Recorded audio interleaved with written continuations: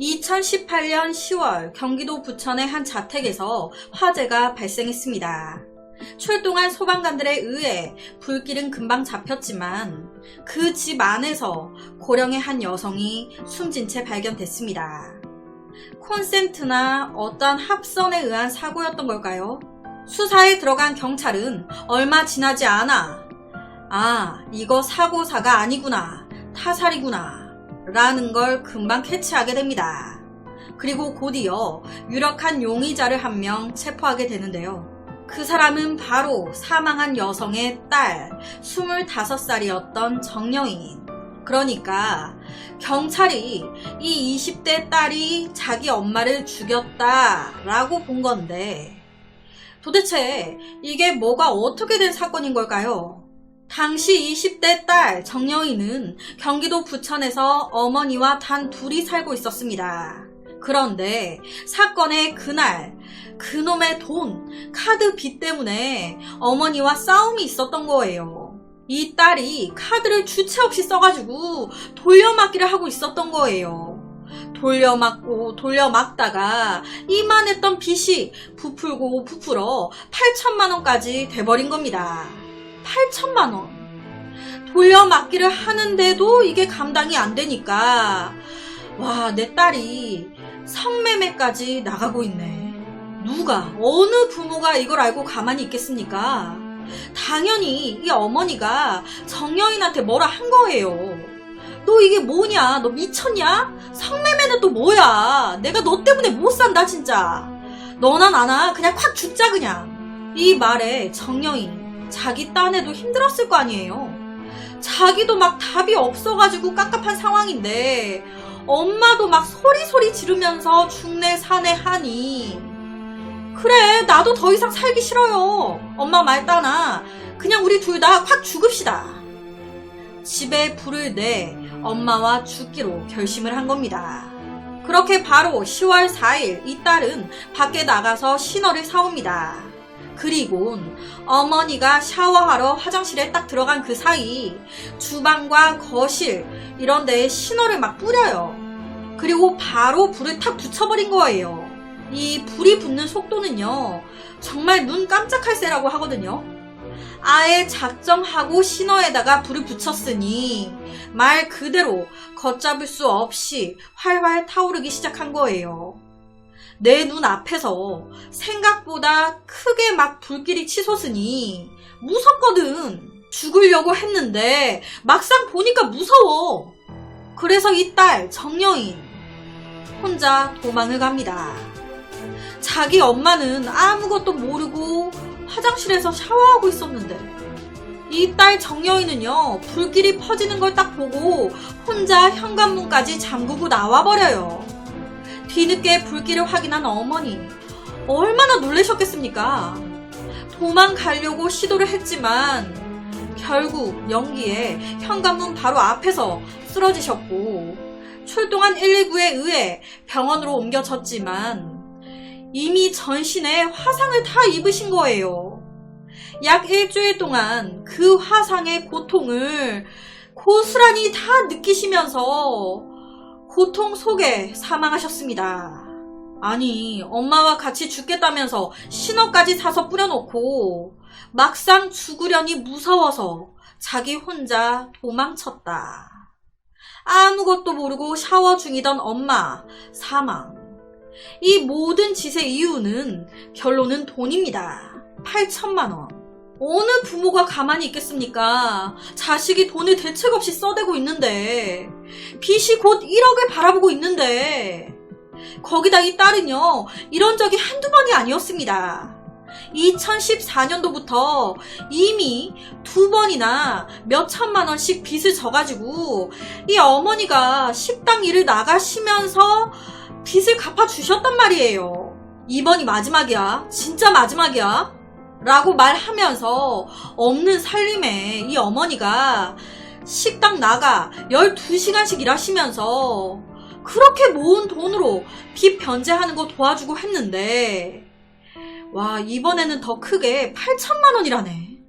어느 부모가 아우 잘했다 하겠냐고요. 이 썩을 년 무슨 년 욕하고 난리 나지. 집 형편이 넉넉한 것도 아닌데 엄마인 내 나이도 점점 먹어가고 있는데 언제까지 이렇게 살 거야. 거의 엄마가 딸 빚을 갚기 위해 일을 해야 하는 상황인 거예요. 짜증나서 한 소리 했더니 이런 짓을. 사실 이 딸에게 엄마라는 존재는요, 그닥 좋은 이미지가 아니었습니다. 딸이 어릴 때 엄마한테 학대를 받은 기억이 있는 거예요. 어릴 때 엄마가 폭언은 기본이고 폭행에 감금까지. 그러다 보니 중학교 때 집을 나와 가출도 많이 했었고 정신과 치료까지 받았던 전력이 있었습니다. 그러니까 이 딸에게 엄마는 그렇게 희생적인, 생각만 해도 마음이 아려오는 감사한 그런 어머니의 이미지는 아니었던 거예요. 거기다가 남동생이 한 명 있었는데 장애가 있었어요. 그런 남동생을 자기가 지극정성으로 간호를 했단 말이에요. 그런데 그런 남동생이 사망을 한 거예요. 그러면서 좀 이 딸 딴에 남동생을 많이 의지했던 건지 여러 가지 허탈감이나 이런 게 느껴진 건지 뭔지는 모르겠지만 이때부터 충동적인 돈을 팍팍 쓰는 무절제 생활을 하기 시작한 겁니다.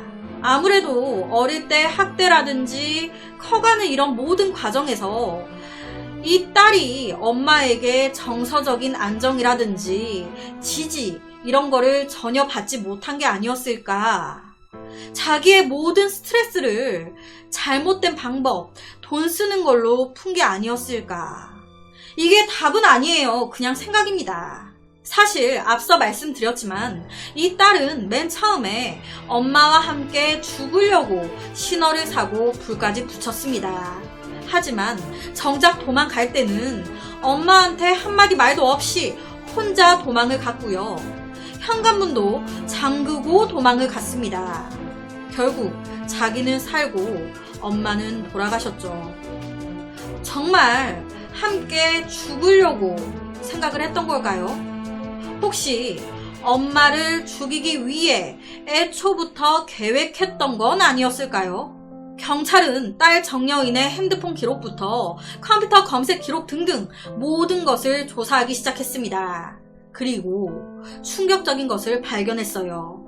정여인이 사건 전날 인터넷 사이트에 신어를 이용한 방화살인, 그리고 살인 청부, 또 극단적인 선택 방법 등등을 검색한 게 확인된 겁니다. 거기다 이 정여인은요, 사건 수사 초기 이제 경찰이 정여인을 불러서 조사를 하는데 맨 처음 시치미를 딱 뗐습니다. 같이 죽으려고 했고 이런 거 딱 1절 말 안 하고요. 사건 당일 딸 정여인이 미리 신어를 샀단 말이에요. 경찰이 물었어요. 왜 사건 당일 신어를 산 거냐? 그랬더니 이렇게 말을 했습니다. 엄마가 신어를 사오라고 시켰어요. 그리고 사건 후 딸 정여인은 자기 지인들이나 가족들한테 문자를 보냈습니다. 엄마가 평소에도 저한테 죽고 싶다는 말을 자주 하셨어요. 엄마가 부탁해 신어를 사다 드렸었는데 엄마가 스스로 신어로 불을 내신 것 같아요. 엄마가 스스로 극단적인 선택을 한 거다. 그런데 경찰은 이상한 거예요. 여러 가지 증거들을 봤을 때 아닌 것 같은데? 그래서 여러 가지 증거들을 들이밀면서 쪼이기 시작한 겁니다. 저희가 봤을 때 뭔가 이상하다. 딸 뭔가 숨기는 거 있는 거 아니냐? 하니 딸 정여인은 같이 죽으려고 했었다 라면서 말을 바꿉니다. 같이 죽으려고 했는데 무서워서 사실 혼자 나온 거다. 그런데 이 말 또한 경찰은 의심스러웠습니다. 앞서 말씀드렸지만 살인 청부, 방화살인 등등 검색했는데 계속해서 허위 진술을 하다 검색 내용이나 여러 가지 증거들이 쏙쏙 나오자 그때서야 딸 정여인은 죄송합니다. 카드 빚으로 잔소리하는 엄마 짜증나서 불내서 그냥 죽여버린 거예요. 곧이어 재판이 이어졌습니다. 피고인 측은 빚이 많았다. 그 문제로 인해 이 딸이 이미 스트레스를 많이 받고 있는 상황이었다. 그 상황에서 엄마까지 그냥 기름을 끼얹으니 이 딸이 눈이 헷가닥 돌았다. 정상적인 판단을 할 수가 없는 상태였다. 함께 죽으려는 극단적인 생각으로 범행을 했다. 참작 동기살인을 주장했습니다. 이런 피고인 측의 주장, 재판부는 배척했습니다. 말도 안 되는 소리 하지 마라. 당시에 정상적인 판단력이 결여됐다고? 사건 수사 초기 딸은 경찰한테 엄마가 신호를 통해 스스로 불을 지른 것 같다. 허위 진술을 했다. 또한 피해자 어머니의 언니에게도 어머니가 자해하신 것 같아요. 거짓말을 했다. 또한 다른 채권자들한테는 곧 저희 엄마가 스스로 극단적인 선택을 할 것 같습니다. 라고 문자까지 보냈다.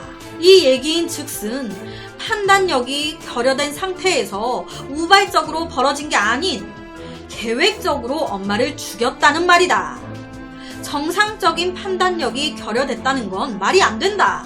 참작할 만한 이유 없다. 그래서 보통 동기살인에 해당한다. 즉 징역 22년을 선고했습니다. 엄마를 죽였는데 존속살인인데 22년. 그런데 여기서 또 한 번 반전이 일어납니다.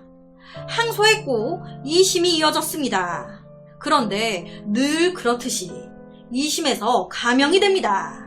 형량이 깎여요. 왜? 피고인 측의 주장 어느 정도 맞는 것 같거든. 2심 재판부는요, 앞서 말씀드렸지만 이 딸이 어릴 때 엄마에게 학대를 받은 전력이 있었어요. 정신과 치료까지 받았단 말이에요. 이걸 감안해 준 거예요. 그리고 이게 대박이에요. 재판부에서 실제로 딸이 맨 처음 어머니에게 8천만 원의 빚이 있다 고백했을 때 엄마가 좀 잘 다독거려 줬으면 이렇게까지 됐겠냐. 엄마가 중내 사내 열불 내면서 하는 바람에 그 바람에 이렇게 된 거 아니냐. 그러니까 재판부에서 일정 부분 이 어머니가 이런 범행을 유도한 게 있어 보인다. 실제로 2심에서 이렇게 얘기한 거예요. 죽은 피해자에게도 어느 정도의 책임이 있다고. 사건이 이렇게까지 된 데는 살해당한 어머니의 책임도 있다고. 누가 딸한테 그렇게 화를 내면서 그런 말을 하래? 누가 딸을 그렇게 화나게 만들래? 그러니까 딸이 죽인 거지. 엄마도 잘못이 있어. 본인이 살인당할 짓을 어느 정도 했네. 이거잖아요. 이 무슨 개 같은 말이지? 앞서 말씀드렸지만 이 딸의 이런 빚 변제는요, 이번이 처음이 아니었습니다. 어느 부모가 잘했다 하겠습니까? 이미 엄마인 내가 2번이나 몇 천만 원 되는 거 쎄빠지게 일해서 갚아주고 다 했는데 또 8천만 원 빚져가지고 갚아달라고 하는데 100이면 100 모든 부모가 화내지 않았을까요? 화낼만 해서 화를 냈더니 딸이 나를 죽였습니다. 그런데 재판부에서는 엄마인 내가 이런 일을 당하게 자초한 거라고 합니다. 하루에 12시간씩 식당 일을 하면서 딸 돈 갚아주고 알고 보니 내 딸이 돈 갚는다고 성매매까지 하고 있다는 걸 알았을 때 도대체 어떻게 엄마가 대처를 했어야 했던 걸까요? 결론은 2심에서 감형돼서 17년이 나왔습니다. 대법원 또한 2심이 옳다 해서 결론은 17년 확정. 앞서 말씀드렸지만 이 딸이 옛날에 엄마에게 학대를 당했어요. 그러다 보니 엄마에 대한 그런 정이, 사랑이 크지 않았을 걸로 생각이 됩니다. 엄마에 대한 미움이나 원망도 있었겠죠. 엄마가 사건 당시 빚도 갚아주고 했지만 나름 마음속에 어릴 때 상처는 쉽사리 지워지지 않았을 거예요. 그런 상처가 있는 상황에서 엄마와 트러블이 생겼을 때 좀 더 가볍게 엄마를 죽여야겠다 라고 생각이 가지 않았을까. 2심에서 이런 점들을 좀 본 것 같더라고요.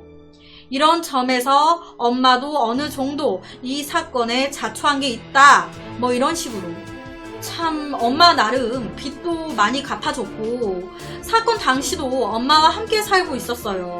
이 어머니는 화장실에서 아무것도 모르고 샤워하던 순간부터 죽어가던 그 순간까지 자기 딸이 불을 질렀다는 사실을 몰랐을 겁니다. 피해자가 엄마입니다. 존속 살인은 보통 살인보다 형량을 더 받는 걸로 알고 있는데 거기다 수사 초기 이 딸은 살인을 감추려고 허위 진술까지 했습니다. 그런데 징역 17년이 선고됐어요.